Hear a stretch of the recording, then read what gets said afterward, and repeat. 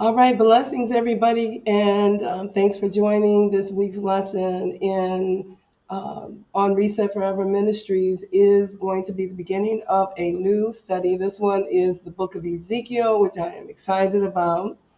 I will note that this book is very challenging, and Ezekiel is it's a very heavy book to look into. So we're going to do it together, just like we did the Revelation, and hopefully it'll be a blessing to you, just like it is to me. And we have a new intro, so let's look into that.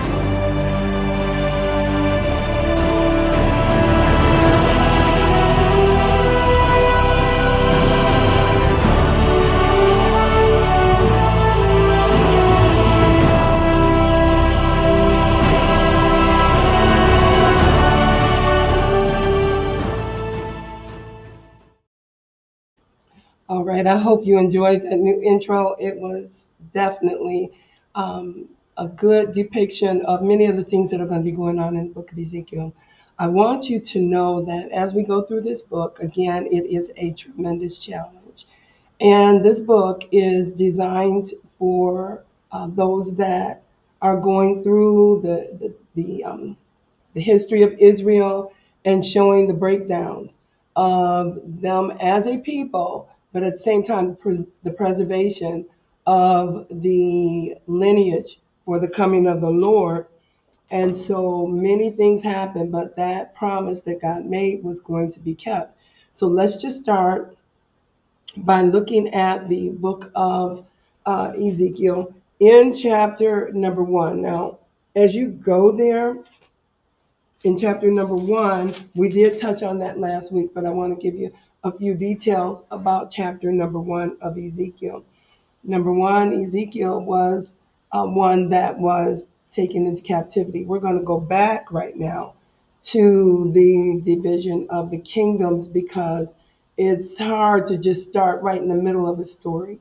So in the division of the kingdoms, you had that happen after Solomon died. There was kind of like a civil war, and there was a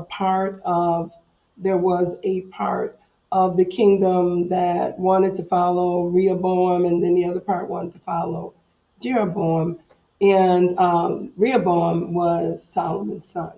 But there was division already. And because there was division, and please excuse my voice as I've been struggling a little bit. I don't know, I think it may be allergies. But they were struggling with a civil war. Because of that, the kingdoms divided, and part of them were up towards Assyria. So that was the northern kingdom. And then and that was 10 tribes.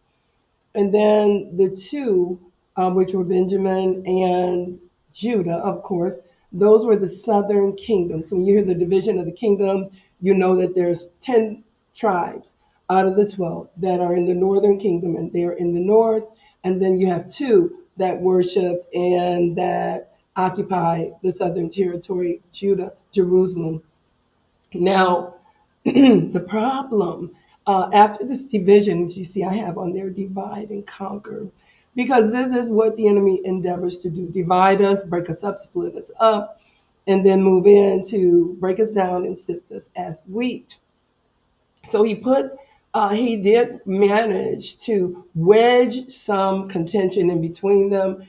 And so the northern kingdom, they worshiped their idols and they had their many kings. I believe they had 19 kings. Don't quote me on that. But through their history, they had a number of kings. And the majority of these kings were wicked. So when you read the Bible and it says that they did not do what was right in the sight of the Lord, or they did what was right in the sight of the Lord, and they did what was evil in the sight of the Lord. Mostly for the 10 tribes of the northern kingdom, that would be the case. So the northern kingdom was in Assyria, and the southern kingdom was in Jerusalem. Because of the wickedness of the northern kingdom, most of their kings were idolatrous and introduced idolatry and supported idolatry among the people. And because of this idolatry, they were warned repeatedly, and ultimately they were punished by being taken into captivity. All right, and so that was going to be Sennacherib, the king of, that was there in Assyria. He was the Assyrian king, and he was brutal and vicious and just as apathetic as a human being could be. So they went into that captivity, followed by years. Of the northern kingdom being in captivity, having been taken into exile by Sennacherib. Then they had seen why. They knew it was because of rebellion. They knew it was because of disobedience, and they knew it was because of idolatry that they had done it. Now, you would think that they would have looked at those 10 tribes and what their fate was, what happened to them, and would not have gone that way. However, flesh and blood just doesn't work that way. Sometimes people do the things that are right in their own sight or right in their own eyes. They're grown. They can make decisions. They have that. They have that opportunity, and God has given us the liberty to decide. Pardon me, who we're going to serve. So they did wrong, and they were stripped and carried away into the northern kingdom. So now they're over in the land close to Mesopotamia, over by the Euphrates River. And the ones that were left, the two tribes that were left, the southern kingdom, including Judah, which we all know, Judah is the one that was the lineage that the Messiah was going to come out of. That was the southern kingdom. And they stayed in Jerusalem. They stayed there. And for hundreds of years, they had opportunity to think of and to realize what they needed to avoid to prevent from going through the same thing that the northern kingdom went through. However, they got caught up in wickedness and in idolatry. So we're in Ezekiel because in the beginning of Ezekiel, we're going to find where God is giving Ezekiel visions of heavens, his self, his glory.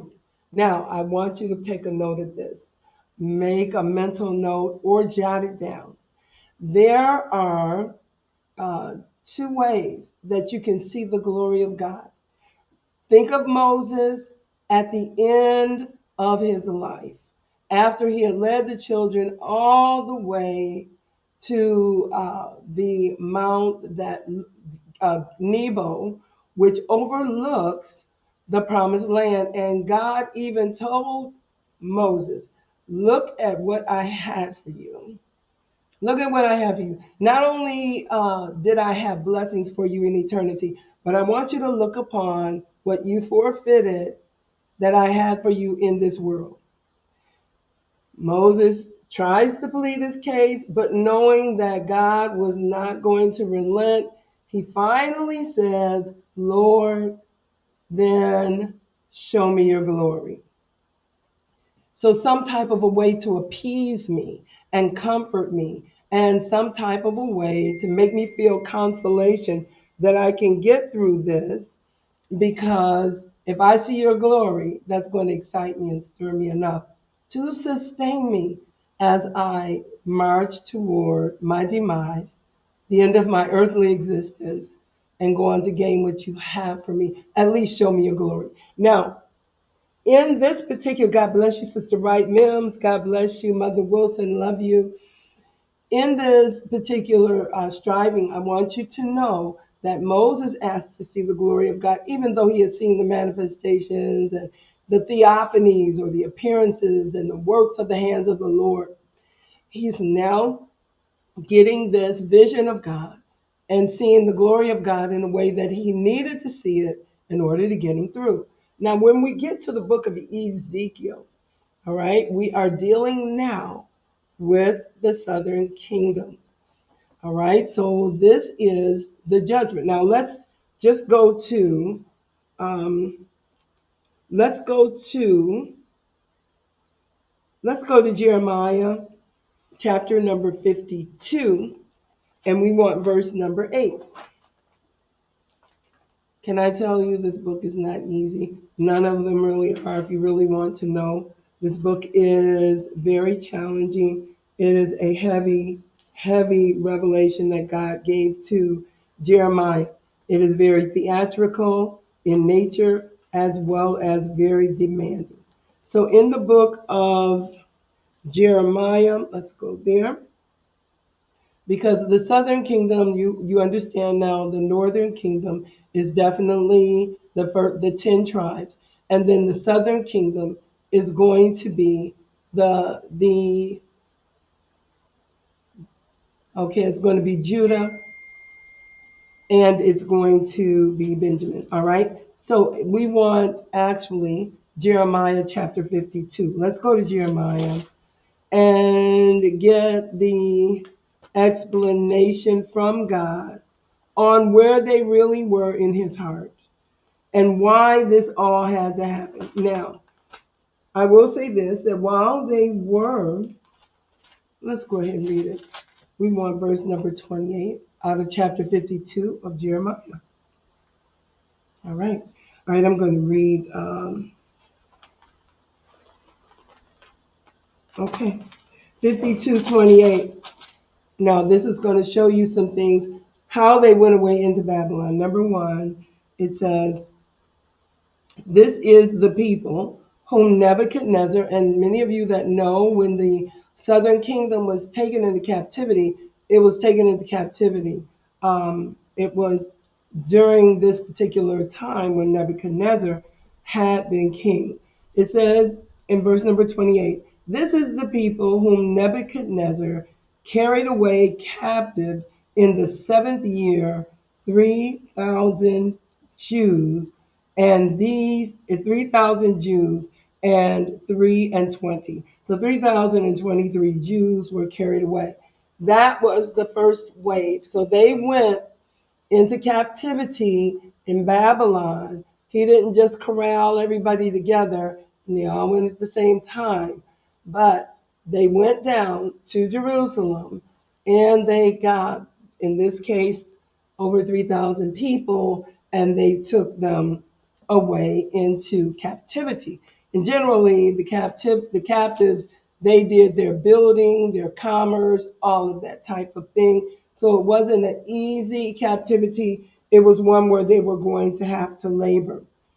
Now, he's telling him, these are the people. And look at what he says in 29. In the 28th year of Nebuchadnezzar, he carried away captives from Jerusalem, 800, he says, 30 and 2 persons. So 832 people went in the second wave. Now, in the first wave, I will say this, among those in the first wave, and this is going to be familiar with those that read the book of Daniel, in the first wave, Daniel and the Hebrew children were carried away.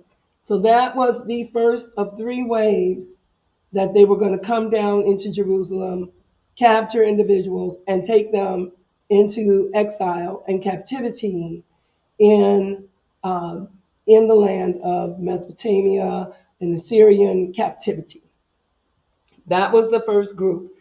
There's so much to know, and it will tell you so much in the book of Daniel, how we will get to know exactly what happened to them, but we'll also get to find out through this, we're going to get to find out how God did work in that 400 years of silence. I know a lot of people are definitely going to disagree with me, but the 400 years of silence, if you look at chapters number 4, I think it's 5 through 9. And don't get a Hebrew dictionary or Greek dictionary. Definitely you'll need to learn Aramaic because that's the way that they spoke in those particular chapters of that prophecy. All right, so now then there's the southern kingdom, and the reason why they had this division again, they didn't see eye to eye.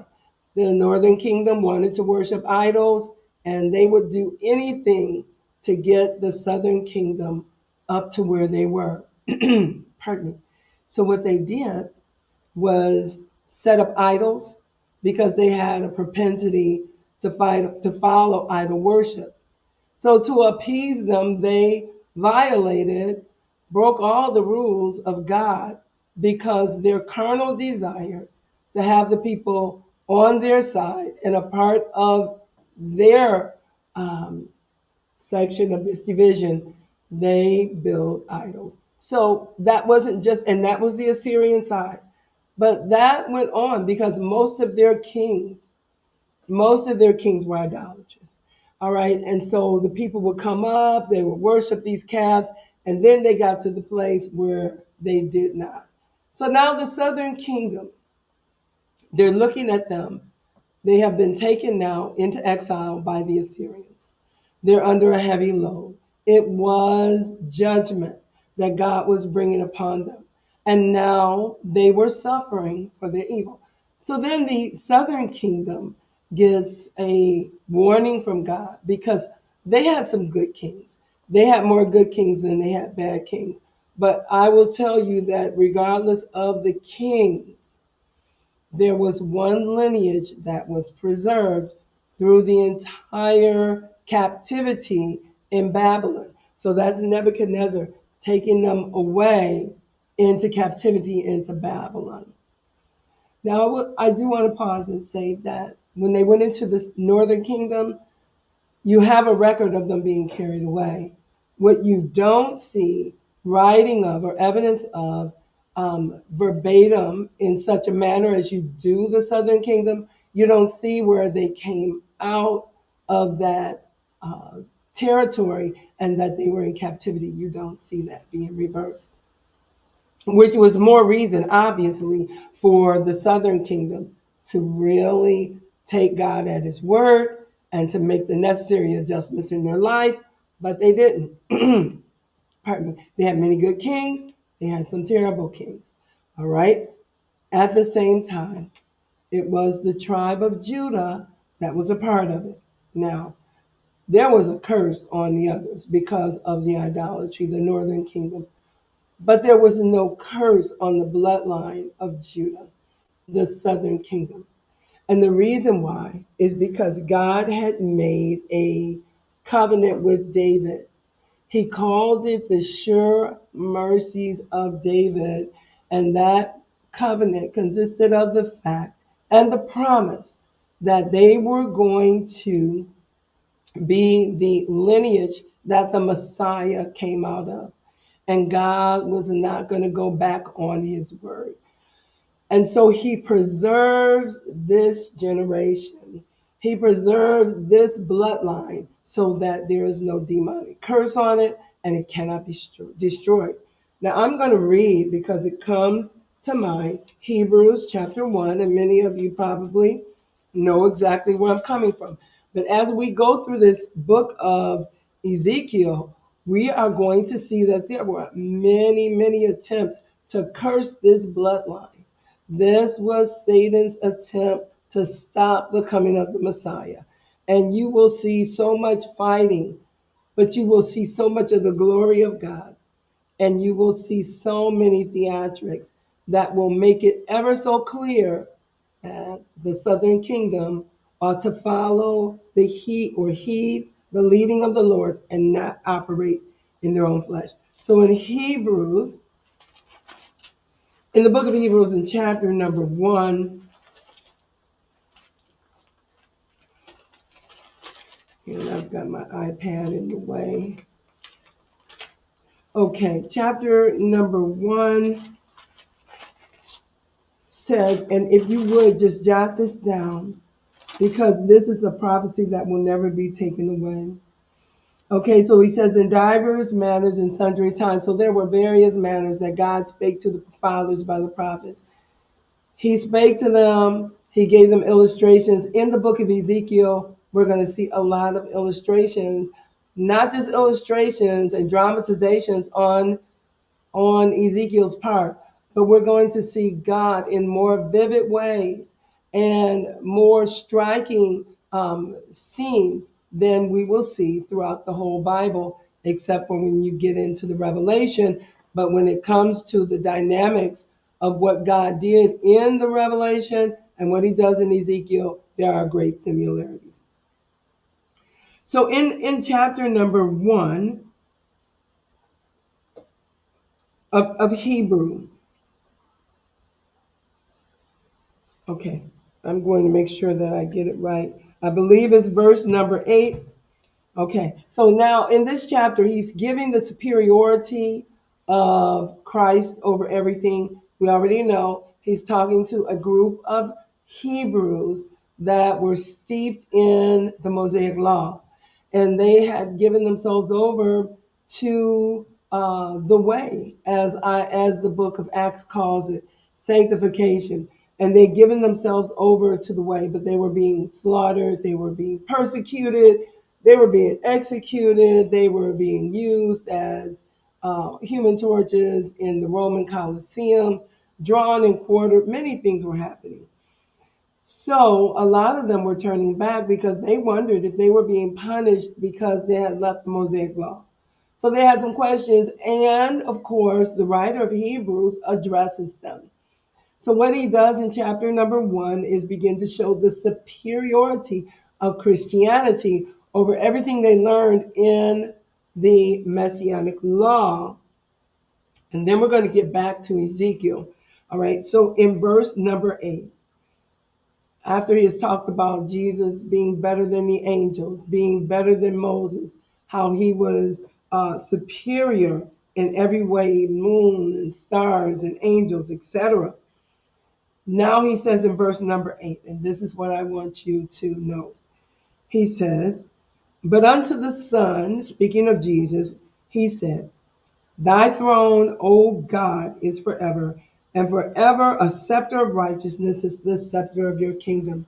So with the destruction and even with the dividing of the kingdoms and the carrying away into exile, this lineage was preserved. There was no curse on this bloodline, so that this blood would be the redeeming blood of the new covenant. So now when we go back to the northern kingdoms and they had all these wicked kings, there were several kings that rose up.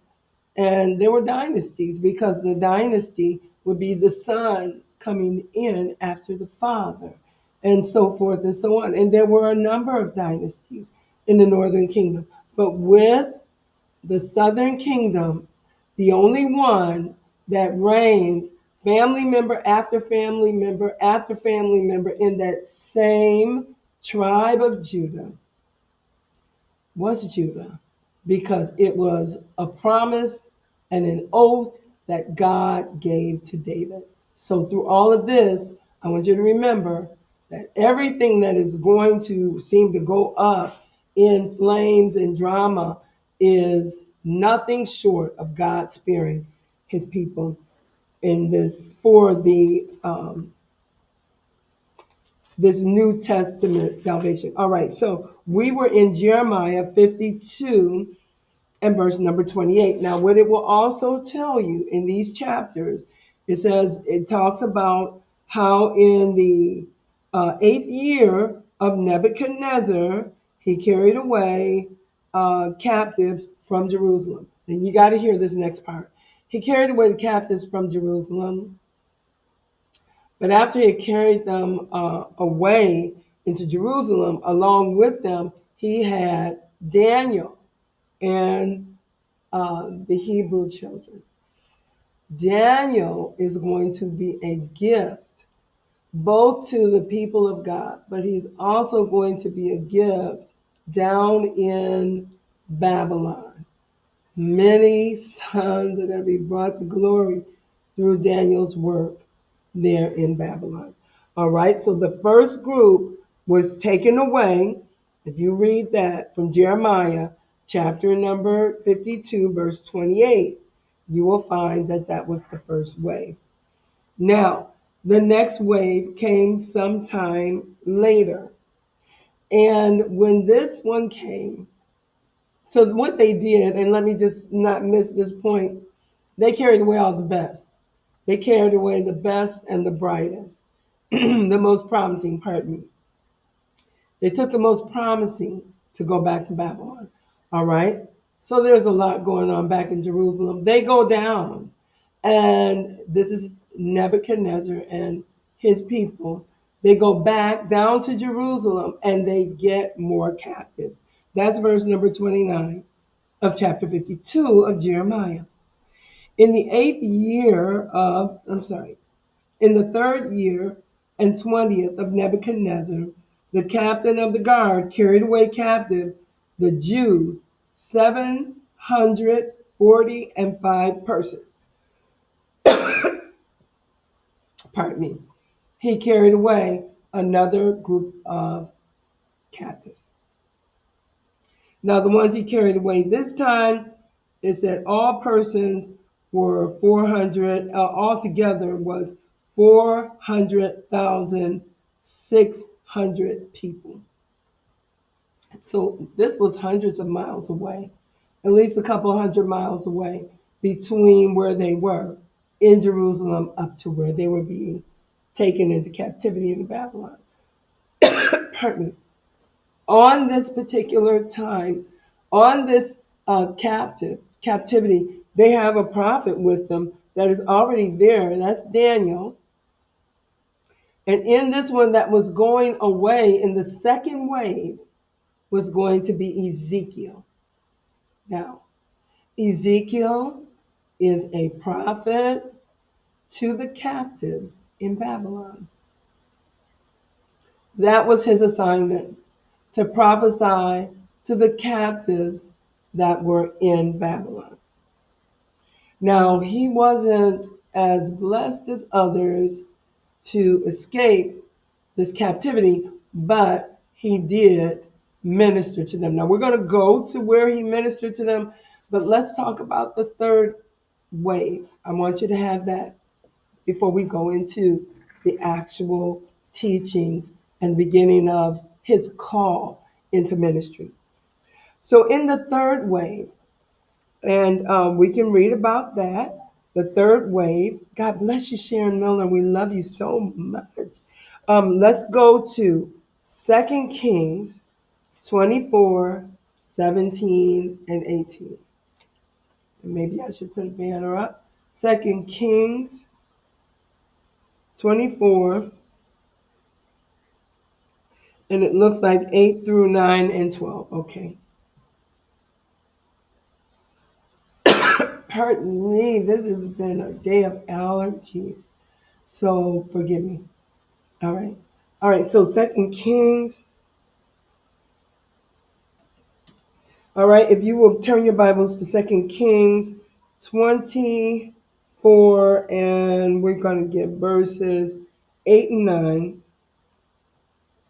And then we're going to also pick up on verse number 12. And this can also be found in Chronicles. So you know that these chronicle, they document, they keep a record of the things that had occurred. Okay, 9 and then verse number 12. Okay, and we are going to add that banner so you can have it. Make sure that you make a note of that. Second Kings, I've got 248. Lord, let me just edit that because there are now 248 chapters. There we go. 24. All right, so here we go. Let me post it for you. For those of you that will view it later, I'm gonna add it. All right, thanks, Mims. I appreciate you. And we're going to save that. And we're going to show that. All right, so if we go now, let's go ahead to Second Kings. Now, again, when you go into Kings and Chronicles, that's just what they are. They're Chronicles. All right, so Second Kings, in other words, records. These are the records. So when they would say they had documents and filings and all types of information in libraries, this is a lot of what they're talking about, their history. All right, so we're in chapter number 24, and we're going to start at verse number 8. And this is good information before we start talking about what Ezekiel had to do. All right, so 24. That's still 23 is, my goodness, how many verses there? All right, 24, 8 says, and Jeconiah was 18 years old when he began to reign. And his reign in Jerusalem was 3 months, and his mother's name was Nehushta, the daughter of Elnathan of Jerusalem. All right. Verse number 9 says, he did that which was good. No, he did that which was evil in the sight of the Lord, according to all that his fathers had done. All right. So there's another wicked king that we're going to find out is ruling. And so at this time, when this individual is in rule and similar ones to them, God is going to start to send messages to them. He's sending messages, pardon me, to let them know that they are in dire straits, they are in trouble. They are doing the same thing that their sister kingdom, the northern kingdom, did. It's going to result in trouble. So he had to be there, Ezekiel, in order to prophesy to them. Now, the second wave again took the prophet Ezekiel. Now, when we start off in verse number 1 of Ezekiel, when we start reading, we're going to find him located there. Verse number 1, and it came to pass of Ezekiel chapter 1. It came to pass in the 13th year, in the 4th month, and in the 5th day, in the 5th day of the month, I was among the captives at the river of Kibar, and the heavens were opened, and I saw visions from God. Now, that geographically, that area is set up. It's kind of like a delta where there's a main river, but then there's also separate rivers that feed and contribute into that. So when he says the rivers of Babylon, where we sat down, there was a lot of areas that had rivers that all went into that main river there in Babylon. And he was sitting among the captives. Now, before I give you his message, let me say that the southern kingdom did not take heed. So God was trying to show them, after the first wave had already gone, that there is going to be trouble for you if you don't correct your ways. Jeremiah was with them, and he is going to witness to them directly. Now, I want you to know that the third group came. This is just good information in history and is biblically based. In the third wave, there was no prophet that went along with them. If there was a prophet that was going to go along with them or that was prominent and a contemporary, it would have been Jeremiah. That's why we read Jeremiah. So Jeremiah, the way that it works, they came and they would round up the people. You saw how it was. Wave number 1 was the best and the brightest, the most promising individuals. Wave number 2 was over 40,000 people, carried them away into captivity. Now, they left a king in charge. They would select a king and leave them, or a governor, and leave them in charge to make sure that the city is run properly in the absence of the ones they were taking away. When they took away this particular leadership to have them serve in the land of Babylon, to use their knowledge, expertise, and science, and all of the things that they were going to be able to contribute, he left a king or a governor in place. Now, here's what happened. While the governor was in place, thank you so much. God bless you, Sister Wanda, right? But while they were in captivity, this particular situation, they came back because they had left some people in charge. And it was a governor, and there was someone named Ishmael and another one. They rose up and murdered the governor.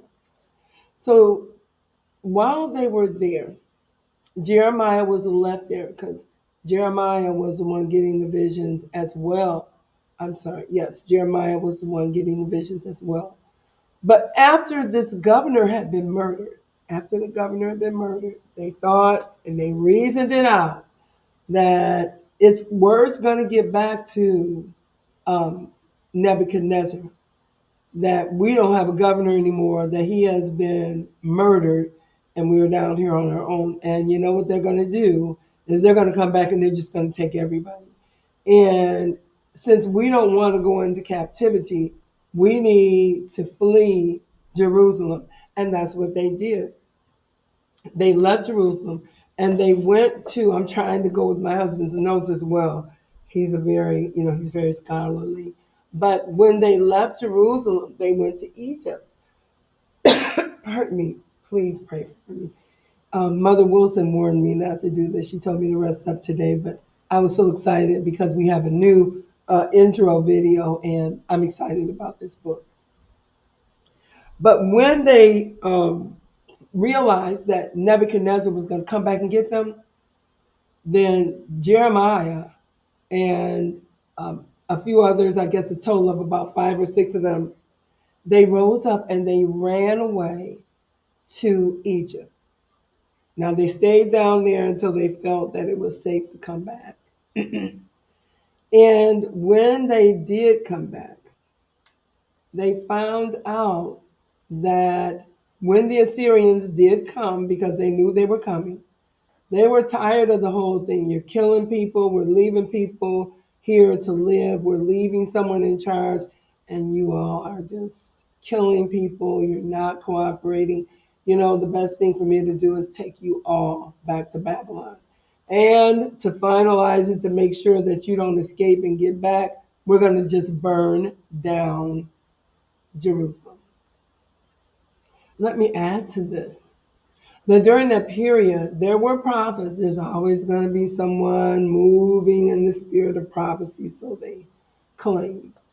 And they were moving in the spirit of prophecy, and they were saying, oh, no, no, no. Within 2 years, the Lord is going to destroy Babylon, and the captives are going to be set free. Well, that was a good prophecy. It felt good. It sounded good. So the people were hoping on that. But the truth was, it was totally opposite. Actually, the people were going to be in captivity, and for 70 years at that. And then not only that, but Jerusalem was going to be the place that was going to be burned in ashes, leveled, and the temple would be desecrated, and the city would be desecrated. So in that, we find that many people consider that what is known as, God bless you, Bishop Mwape, that is what's known by many people as what Daniel spoke of as the abomination of desolation, which was because they destroyed the temple. But before destroying the temple, they defiled it by sending in someone to slaughter a pig. You know that swine were unclean, so it would you couldn't even go into the temple unless you were purely Jewish. Other than that, you had a surrounding area, court of the Gentiles. You also had an area for the women, the court of the women. But to go all the way into where the sacrifice was made was strictly for fully Jewish men. So when they got in there and they slaughtered that pig in the temple, it was desecration of the temple. So now, pardon me, many people believe that if you talk to them about the abomination of desecration, they're going to say that already happened. That happened, and then the temple was destroyed and it was leveled. So we're already in the book of Revelation, and that prophecy has ceased and desisted. Well, that was one of the temples. But there is another temple that Ezekiel is going to talk about. And it is, as you know, there is no temple standing right now. As a matter of fact, the place where the temple was is on what the Muslims have built, the Dome of the Rock. And that is where they have their holy mosque. And so the only thing that you see that the Jews have is the Wailing Wall, which is on that side of I think it's on the northern side, don't quote me. But they go to that wall and they wail and they cry and they plead for Elijah to proceed so that they know that the Messiah is going to come. They do it to this day. So with all of that, the city was leveled, the temple was destroyed, and Jerusalem was burned down.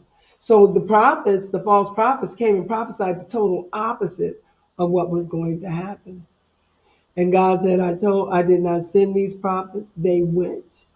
And the same day after it was prophesied to them that for their false prophecies, that God was going to judge them, and the same day, one of the prophets died that day.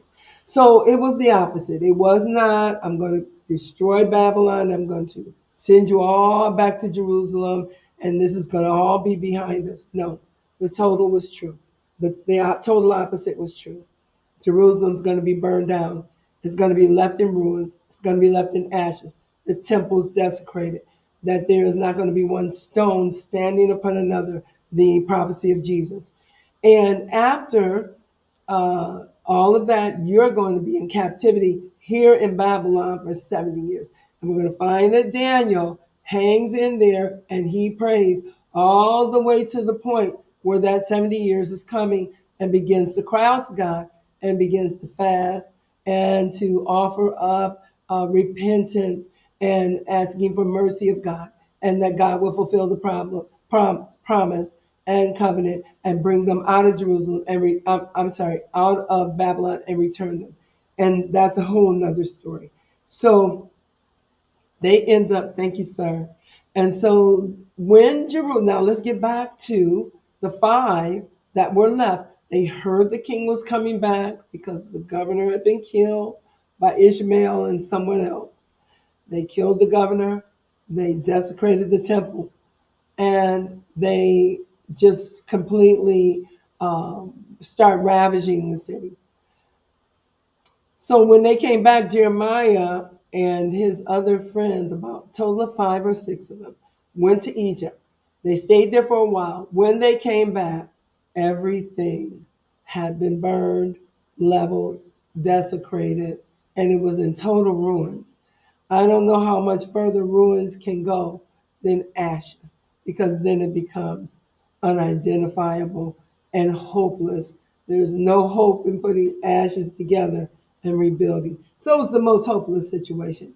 This is where you find Jeremiah writing in the book of Lamentation. And because Lamentation is the book before Ezekiel, I'm going to read what he said. When he got back and he saw all of this vast wasteland and destruction, he was in shock. Here's what he says. How does the city sit in solitude that was so full of people? How is she become as a widow? A widow, she was great among the nations, a princess among provinces. How is she become a tributary? What's a tributary in this case? A dumping ground. It was not. There was no beauty to it. There were no villages to it. There were no merchant areas to it. It was just ruins and ashes to the point where he says they became a tributary, and being a tributary means like a garbage dump. So instead of hearing uh, the sound of mirth and laughter and music and their celebrations and their feasts and the hustle bustle of the city, it was their city. Instead, yes, thank you, Mims. Instead, they heard the sound of the screech owl. I forgot what his name was, but an owl is an unclean animal. And an owl symbolizes death. And then this owl would just screech and just let off this awful sound that would add to the anguish that they were experiencing because now it was hollow and burnt down, and what you expected to see, you didn't see, and what you heard was another level of grief. All right, so when they get finished with this coming back, then there's still a third wave. Now, in this third wave, they had a choice. They were going to take everybody that they found there. And of course, Jeremiah was there with his friends because they came back. But they took them and they went to Jeremiah and said, "You have a choice. You. I'm not giving it to your friends or anyone else, but you have a choice. You can either stay here in Jerusalem or you can go." And Jerusalem is where Jeremiah chose to stay. Now, another note from the book of Lamentations. If the crops are burned down, if there's no one there to harvest or to plant and to prepare, they were living in ruins, in squalor, and in desolation. They were completely destitute. But he didn't want to go to Babylon, so that's where he was at.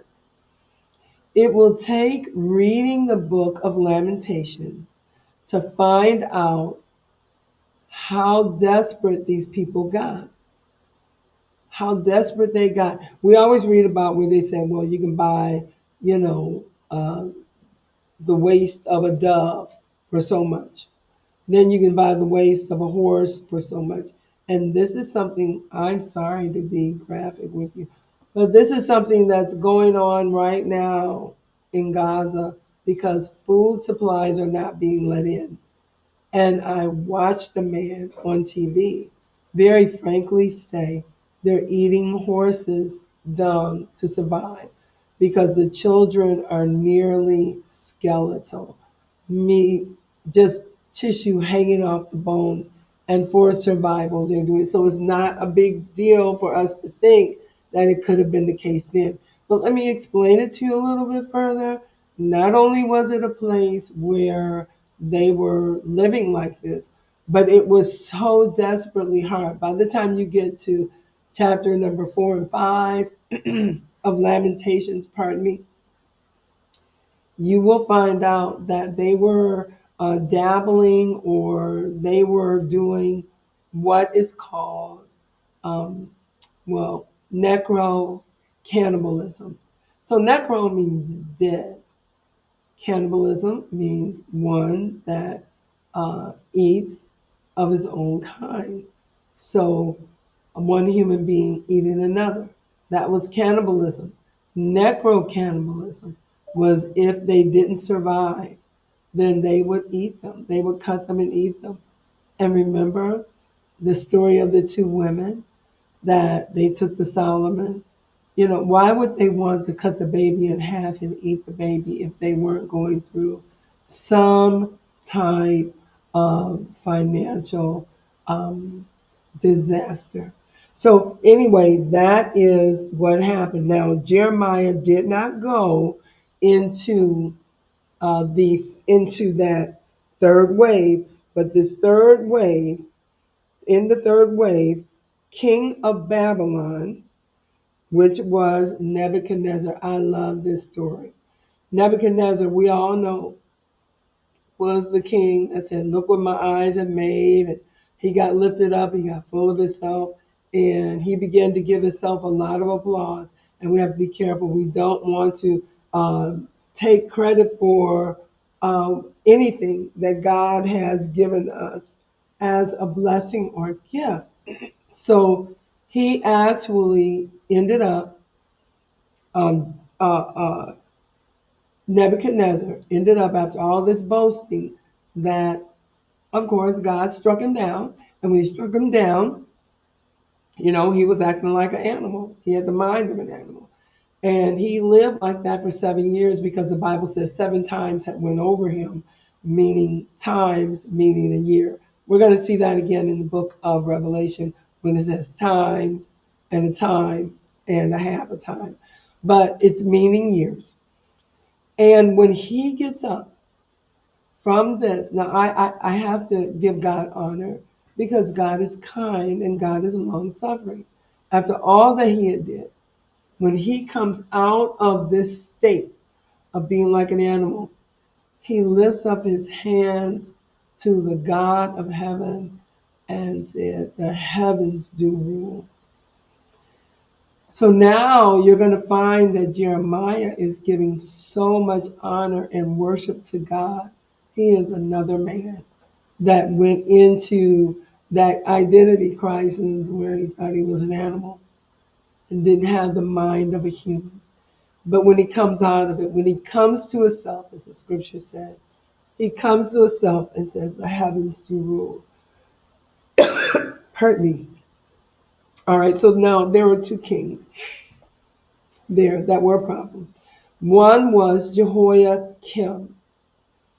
Jehoiakim was a wicked king. Okay?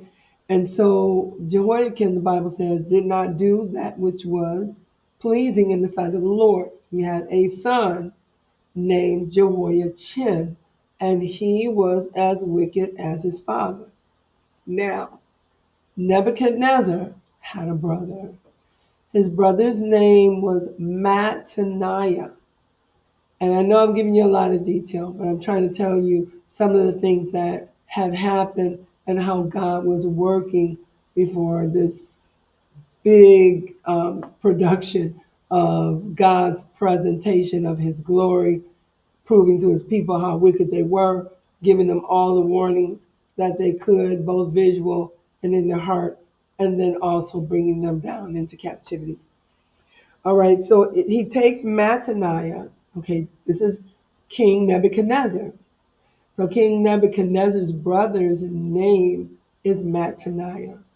But after Nebuchadnezzar comes out of this again identity crisis, thinking he was an animal, all of a sudden he just wants God to get the glory. He said, "The heavens do rule." He changed Mattaniah's name, which means Mattaniah. That name means gift of God. But he turns the glory off of this gift, meaning Mattaniah, and he turns it back to God by changing his brother's name from Mattaniah, and this name you're going to be familiar with, Zedekiah. Okay, so now Zedekiah's name means God, God's glory, the glory of God. So he's taking the focus off of the man, Mattaniah, and changing his name to Zedekiah, which means every time you call his name, then God is the focus and God is the praise. All right, so this is where they were in chapter number 1. All right, so now you've got, actually, you've got carrying away the captives in 3 waves. You've got 2 major prophets that have gone down there. One is Daniel, and the other one is Ezekiel. And then there's one by the name of Jeremiah. And Jeremiah is there in Jerusalem. And so now let's go to the calling. All right, I want you to come on at 5 if you can every week, um, because I want you to see the new intro, and we want to pick up and end together. So in this chapter, as I said earlier, God is going to show His glory to Ezekiel. Remember this. Daniel asked to see Moses asked to see the glory of God. That was at the end of his life, regardless of all that he had seen and God had done. But because he knew that he was not going to enter the promised land for an appeasement or for something that would comfort this fact that he wasn't going to go in, he said, well, will you do this for me? Let me see your glory. And that's when God hides him in the cleft of the rock. And he says, I can't let you look on the front part of me. He said, you'll look on the hinder part of me because there's too much glory. You wouldn't be able to take it. So it gives him enough glory, and Moses is able to make it, even giving his final words to the people. And then God leads him up on Mount Nebo, where there is a service for one. And God buries him there. Not even the devil was allowed to be there. And we think the devil, being the spirit, can be in all places. But he wasn't there. Only God, none of his relatives, none of his followers, just him and God up on Mount Nebo, and God buried him. The reason I know that the devil wasn't allowed to be there because he was arguing with, we find him in the book of Peter, arguing with uh, the Archangel Michael about where Moses' body was and why did he need to know, but so anyway, he did not, he wasn't there. It was just him. God buries Moses. Now, Moses needed to see the glory of God so he could close out this life and be at peace. Now, the difference here is in the book of Jeremiah, he's going to open the book by showing him his glory. And I believe that it is because the things that Jeremiah is going to have to illustrate, the dramatizations, the prophecies, all the controversy, and some of the things that he was going to have to do that no other human is going to want to do, but he's going to do it. I believe that seeing the glory of God first was enough for him to keep in his mind and his heart to go through whatever God said do. So listen, I will say this. Will go ahead and almost wrap this up by saying this. Ask God to show you his glory. It doesn't mean that you're beginning something new or you're ending something. But I do know seeing the glory of God will sustain you. So in chapter number 1, we're going to read it. And we are all right, Sister Gullidge. God bless you, dear. She wanted to make sure she found us. So you're watching. Oh, okay, you put it on your TV. Oh, it won't come up. All right, on TV, but you enjoy it on your phone. You'll figure it out later. All right, so let us kind of come to a close with verse number 1 because this is the intro and this is the foundation. So we already know that he was a prophet to he was a prophet to the captives. He wasn't like Moses that was a prophet to the people at that time. He wasn't like the others that were given to specific groups of people or just had general prophecies like Isaiah. He had prophecies that were in time and out of time. So when Isaiah would prophesy, how beautiful are the feet of them that bring the gospel and the good news and glad tidings. That was everybody that came to bring a good word, but Christ was the one that was going to come and bring that final gospel message that the kingdom of God had come. All right. So he is opening this book the way Moses started out, and that was showing him his glory. And I love what he says. Now remember this, he was made out of human being. He was an ordinary man like you and I. And this is what he said in Ezekiel chapter number 1. It says, now it came to pass in the 13th year, in the 4th month, in the 5th day of the month, I was among the captives by the river Kibar, or Chibar, that among the captives by the river Kibar, that the heavens were opened. The heavens were opened, and I saw visions of God. So now I have to say this. I have to say this. He saw visions of God. Satan knew that God had made a covenant with David. Satan knew that this was the plan of God to come through that lineage. Okay? David was gone. Isaiah, who prophesied, had been gone for now about 100 years.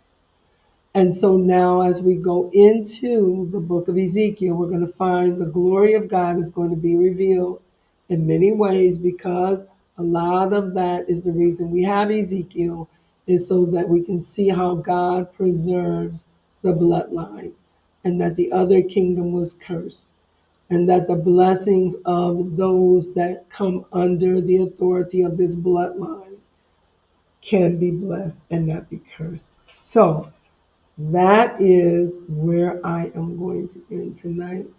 And so next week, and if you will, read chapter number 1. Just read chapter number 1, because God's going to give him visions. And why should we just sit around and say, oh, I wish God still gave visions. I wish I was important enough to get visions from God. I wish I had a reason. Everything has a reason. Everything has a purpose. Every cell in your body has a purpose. Every organ, and I don't just mean the natural purpose, the natural functions, but every single atom in the universe has purpose. That's just how articulate and distinct God is in his working. All right, so with that, we're going to go ahead and close out. I am going to, for those of you that didn't see the new intro, I'm going to play that instead of the outro. So I'm praying for you. Read chapter number 1. We come back. Let's conclude chapter number 1. There's 48 chapters. I went through Revelation sometimes 3 weeks in a chapter, and that took me over a year. So, and there's only 22 chapters. So we're going to do this one. We're going to try to go through one full chapter a week. If not, we'll pick up where we left off at the following week. All right, so thank you. Come back again Wednesday. My husband and I will be teaching the Sunday school lesson out of Union Gospel Press.